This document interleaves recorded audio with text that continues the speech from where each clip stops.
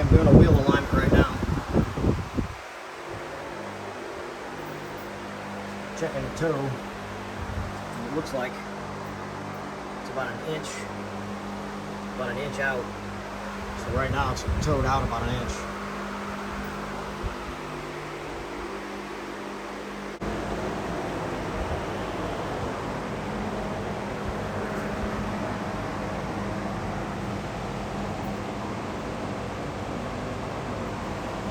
Pretty close.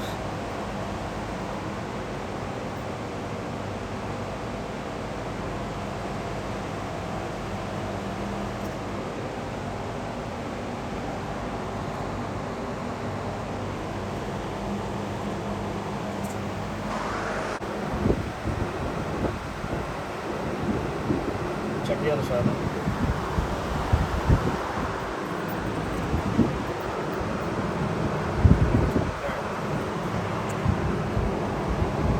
So it looks like we're dead on.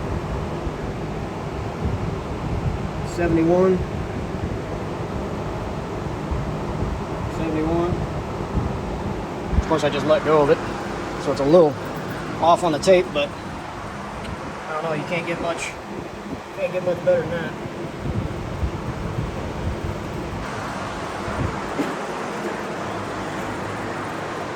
Tie rods are back on. I just have to put the jam nuts back on. Steering wheel straight. So, got that done.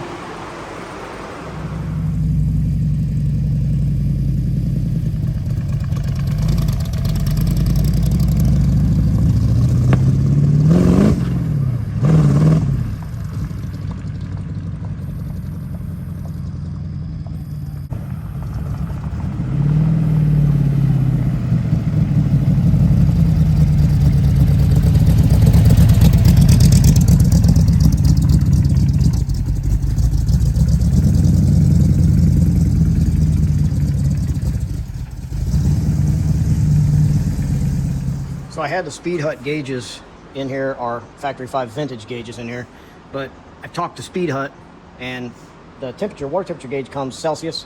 I want to change that to Fahrenheit. So they will, since they are lifetime guarantee gauges, they will change those out for me. And I think I charge them 25 bucks to change it from Fahrenheit, or from Celsius to Fahrenheit.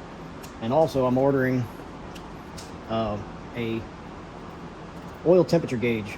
I'm disconnecting this gauge here, and I'm going to send it in to them without the body on. Pretty easy to do.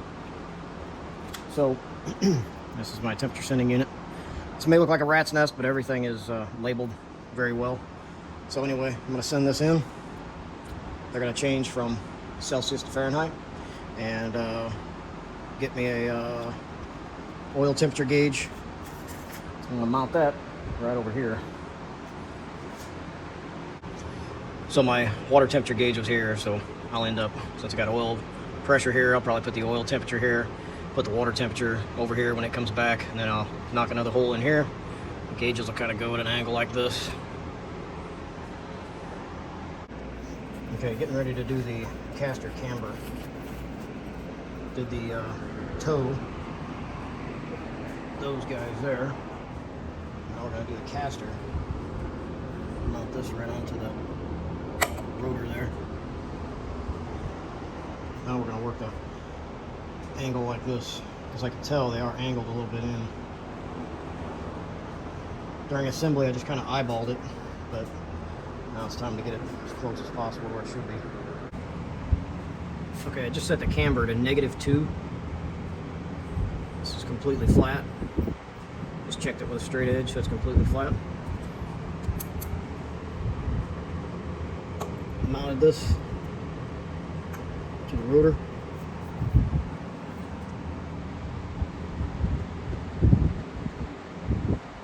And we're at 2 degrees negative. 2 degrees negative is what I want to set it at. So I adjusted these adjustments right here as equally as possible. I'm sure that the caster is not right, but I don't know exactly what I'm going to set the caster at just yet. I got to do a little bit more research. But the toe end and the camber on both ends is set with what I want. And this is what I use to tighten them up, so that way this is aluminum, so use the AN wrench here. And then I'm going to tighten these jam nuts up a little bit, keep it right there. But as far as the trailing or the caster, I got to do a little bit more research and find out where I want that for kind of a half street, half autocross use is what I'm going to go with. So that's why I'm using -2. I could get more aggressive with it, but I want to stay at -2 for now. So as you've seen, I had this all together in the car with just regular sheet metal screws. Well, I had to change that. I just didn't. I didn't like it. So I changed over to what I just put in, which is riv nuts. I thought I had the camera running, but again, I didn't. So basically, this looks a little like hell, but it's got the riv nuts through there.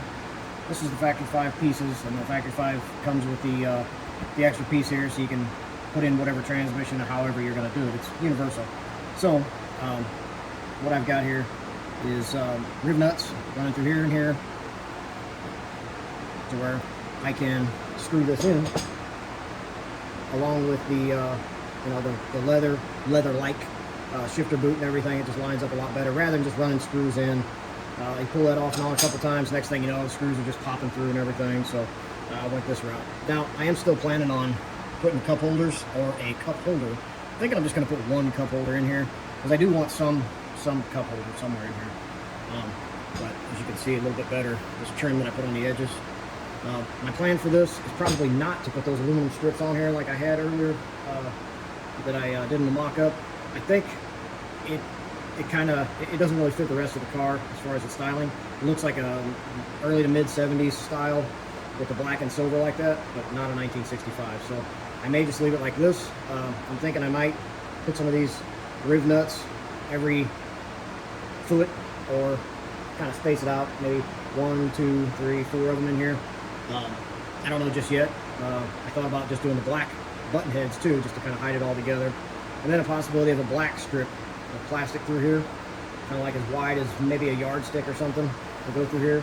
Or maybe just put the screws in and forget it. But I don't know yet, but I haven't figured out how I'm going to seal this thing down yet, but I am going to end up sealing it down somehow. Just not sure exactly what I'm going to do with it yet. But that's where it is right now. I took my original filler tube off from the kit and put on this one from a donor car that I had parts from. So I stuck that on there just because right now go-karting it, this seals it up and the garage don't smell half as much like gasoline. Yes, you can tell I've actually taken it out in the neighborhood. Haven't left the neighborhood. Put some stickers on it so it's faster now. It's hot too, very hot. It runs really good as far as the heat. The temperature runs really well. These are of course temporarily on. But yeah, the heat runs about 189. Yeah, right at 190 it goes ahead and turns the fan on and just tooling around the neighborhood real slow. It gets back down under 180 and shuts the fans off. So it's doing really well.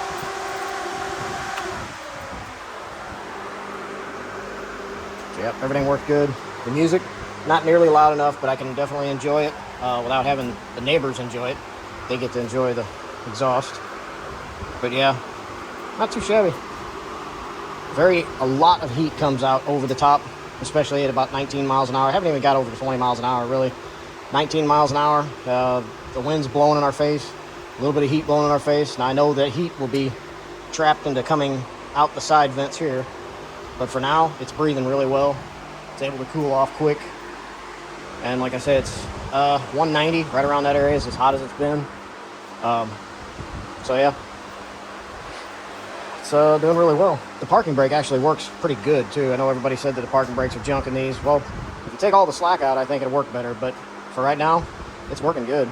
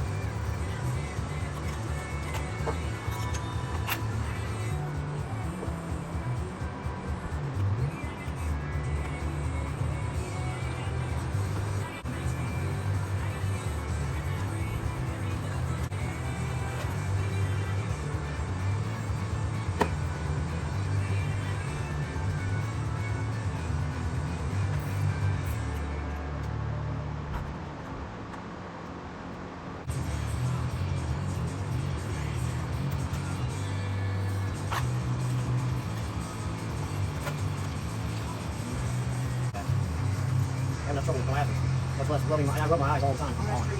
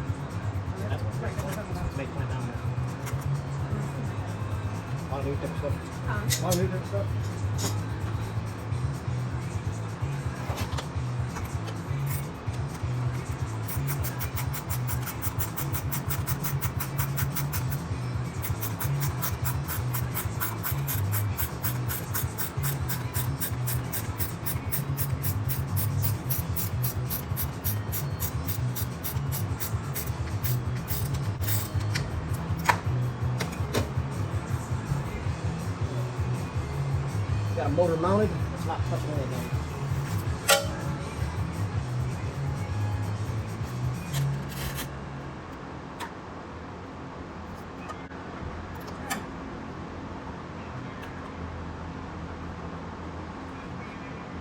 Probably have to tear all this out again now that I think about it, because I have to run the wires. It's a plug that goes through here, to the switch. So probably will have to take that dash out.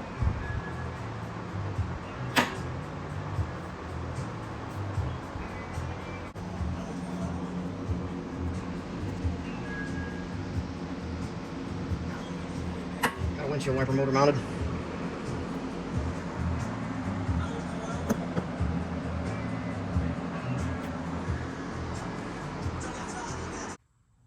So while greasing my lower ball joint, well, greasing everything, greasing my lower ball joints here, I couldn't get my grease gun in here.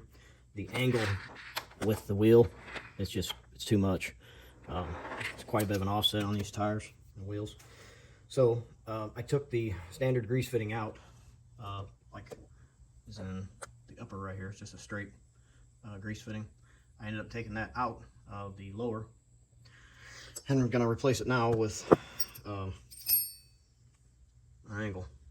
Not a complete 45-degree angle, but the 45-degree angle would be too much. I wouldn't be able to get it in this way.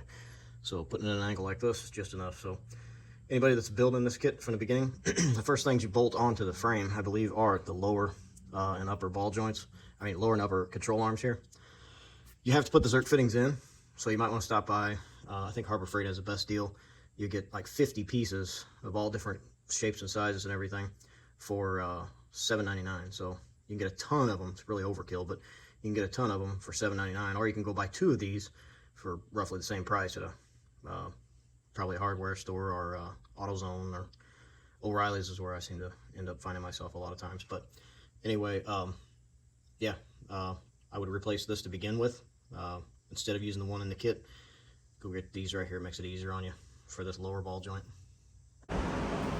So I was working on the windshield wipers. I was going to go ahead and wire it all in into the system, to the switch and everything. Problem is, Factory 5 put in gave me a complete kit as an option, a complete windshield washer set, and I can't think of how much it was. I think it was $400 or $500 for a full set. And well, it's not truly a complete windshield wiper kit. There's a plug here. Clearly that's a plug, specific type of plug.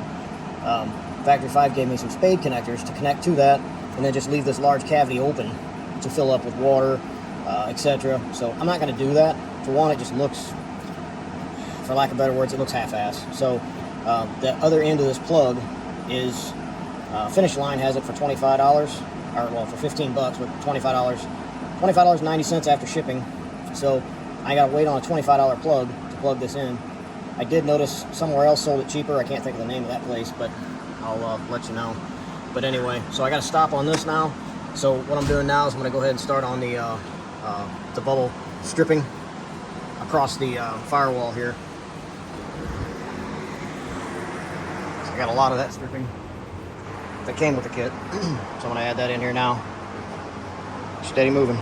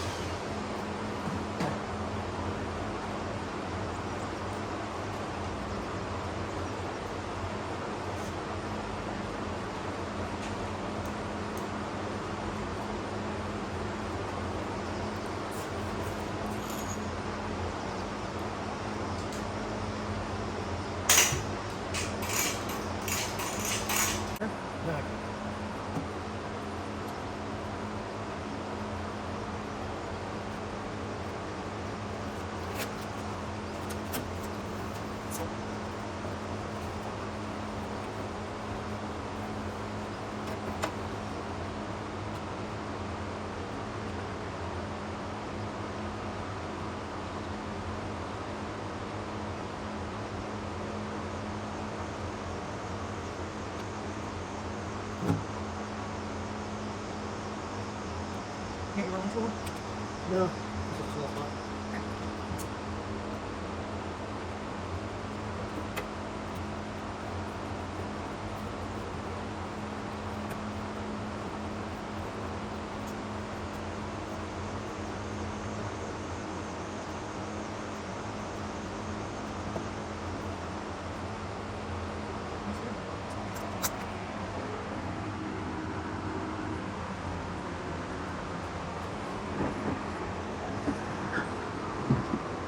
I'm putting bulb seal on this section right here. It should be, I guess, the rear firewall, or factory 5 calls it the back panel, I think.